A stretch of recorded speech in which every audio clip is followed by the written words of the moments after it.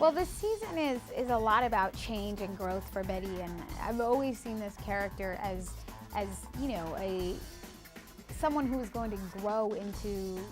their own skin, and really this was a story about, you know,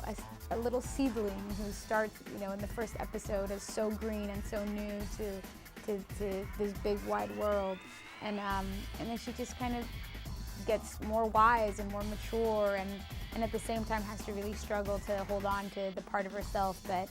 is her identity, and this season really presents a lot of those challenges to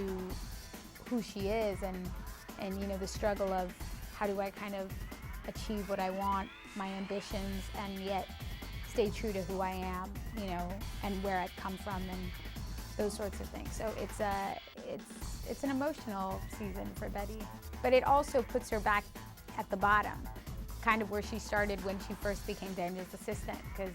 now she's not protected by Daniel as her direct boss, and now she's got this whole new position with a lot more responsibility, and you know, she's got a longer way to fall, basically, so the stakes are higher. It's funny because the title Ugly Betty has, you know, not everyone always understands it the same way, and we've always understood it as, you know, it's the irony of this character who is not ugly, but who relative to this world that she works in, this kind of cutthroat fashion world where expectations are, you know, very high, yes, then she's Ugly Betty. It's more a joke on the people who call her ugly than on her. So you know, the fact is that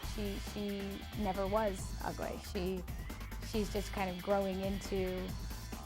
herself, and so yeah, I mean, the spirit of the character is still there, and she's changing and growing into her butterfly, I guess. We've taken it actually a lot slower and a lot more subtly than most incarnations of the show, because it's based on an original show from Colombia, Yo Soy Betty La Fea, in which she becomes like a supermodel, and she marries her rich, successful boss, and we definitely have not followed that format, but the story definitely was always meant to be this kind of transformation from this very young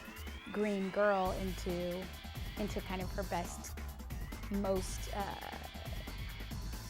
fulfilled self. You know, that's the constant struggle that the fan base has with it. I think they've come to love Betty as she is, and then at the same time they want to see her grow, and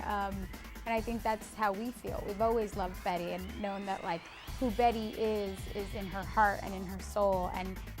she's not defined by glasses or braces, and it goes both ways, whether she has them on or she doesn't have them on. You know, what counts the most is who she is on the inside. I'm not concerned. I mean, I think we have a fan base that will find the show, and that there are so many different ways that people watch TV these days. It's not, you know, it's not run home and turn on the tube and don't talk through any of it because you won't get to hear it. I mean, people TiVo, and people watch it online, and people buy DVDs, and there are just so many ways that people watch TV these days. I think that our fans and the people who love our show will find the show regardless.